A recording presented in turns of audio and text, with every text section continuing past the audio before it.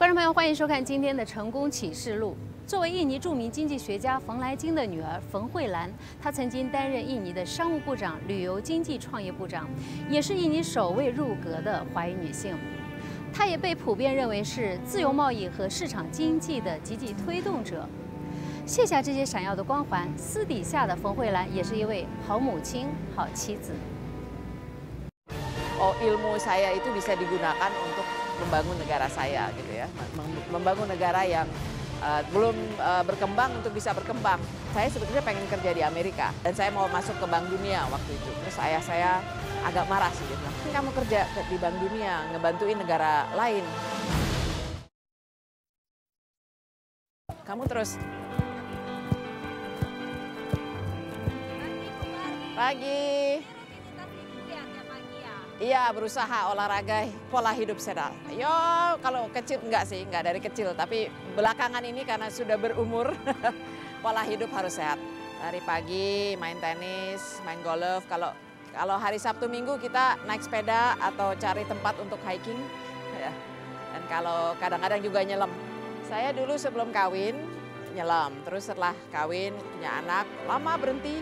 Begitu jadi Menteri Pariwisata, nyelam lagi karena melihat keindahan Indonesia nggak tahan lah kalau kita tidak nyelam juga di bawah air, ngelihat yang indah di bawah air.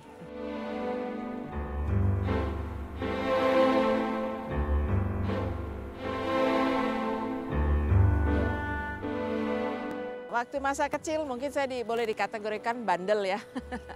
Saya tomboy gitu ya, jadi karena kakak saya dua-duanya laki-laki, ya hobinya naik pohon. Kalau dikasih boneka juga dipotong-potong, pura-pura jadi dokter gitu. Memang dulu berpikir pengen jadi dokter gitu kan. Mami saya apoteker, maka itu dia selalu kepengen saya jadi dokter.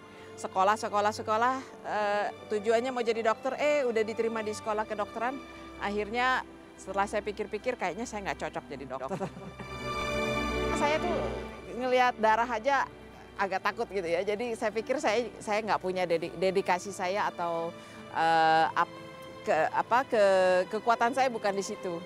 Saya lebih suka ilmu sosial ternyata. Waktu kecil saya paling suka menulis, itu salah satu mata pelajaran saya yang paling favorit. Dan saya boleh ikut majalah sekolah dan seterusnya. Jadi sebetulnya pengen jadi jurnalis ya dulu. Terus ayah saya bilang, gimana ya, kayaknya kamu kalau mau menulis itu tidak hanya bisa disalurkan melalui jurnalis. Jadi ayah saya berusaha mempengaruhi saya untuk ngambil bidang yang lain juga. Dan akhirnya arahnya ke ekonomi. Orang tua saya nggak pernah terlalu mempengaruhi mau kemana walaupun mengasih arahan ya. Tapi mungkin saya ke tingkat 3 saya ngambil kelas ekonomi pembangunan. Jadi bagaimana ekonomi bisa membangun suatu negara. Nah dari situlah mungkin saya akhirnya benar-benar merasa ilmu saya itu bisa digunakan untuk membangun negara saya gitu ya, membangun negara yang belum berkembang untuk bisa berkembang. Jadi di situ ketertarikan saya itu mulai dari situ. Ada sajak, saya dulu bisa bikin sajak, terus tulisan fiksi, non fiksi. Jadi memang suka menulis saja. Orang tua saya dulu kerja di luar negeri ya. Jadi ayah saya itu ke luar negeri pertama kali sebagai dosen dan peneliti. Jadi kita sebagai waktu kecil ya ikut ke luar negeri gitu. Ikut pindah ke luar negeri. Nah sebetulnya dari situ asal mula kenapa akhirnya sekolah di luar negeri. Terus ayah saya pindah ke Singapura, saya pindah ke Singapura. Terus ayah saya pulang ke Indonesia, saya dikirim balik ke Australia.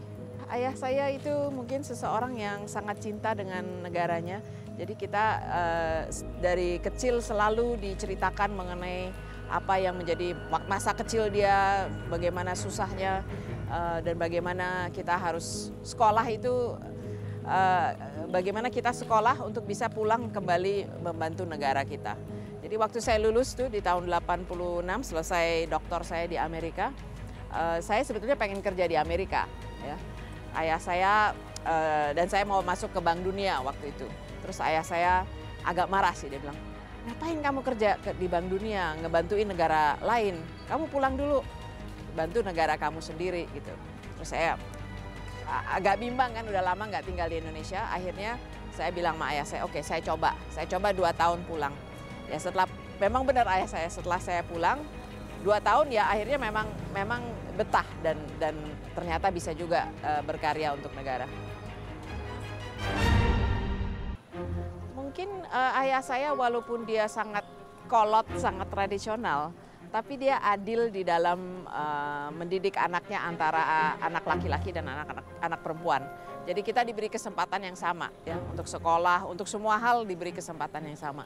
Dan ayah saya selalu berpesan, kamu sebagai anak perempuan, kamu harus bisa belajar mandiri, ya, termasuk mandiri supaya bisa bekerja sendiri dan mampu menghidupkan diri sendiri gitu ya. Jadi saya diajarkan dari kecil untuk itu. Jadi kalau kita kerja lebih keras, ngebantu bersih-bersih, kita dikasih uang saku tambahan. Jadi selalu ada insentif yang diberikan. Dan waktu kita sekolah, kalau kita mau minta uang saku dinaikin, kita harus memberi alasan yang tepat kepada ayah saya.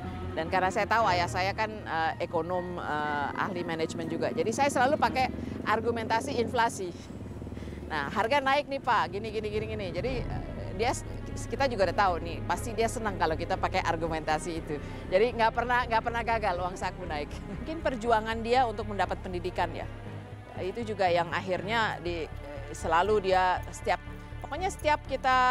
berapa waktu pasti kita dapat kuliah dari kita, maksudnya saya dan kakak-kakak saya. Dulu papa kalau mesti sekolah itu harus kerja sembari sekolah. Kamu ini punya kesempatan untuk sekolah, jangan sampai disia-siakan. Jadi sekolah sampai yang paling tinggi lah yang kamu bisa capai gitu. Oke. Oke ya, yuk dah.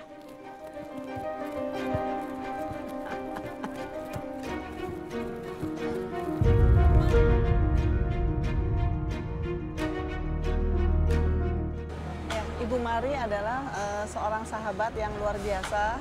Dia penuh semangat, disiplin, struggle, dan mencapai tujuannya fokus. Dia selalu mau berhasil dan kreatif. Dia selalu positif thinking.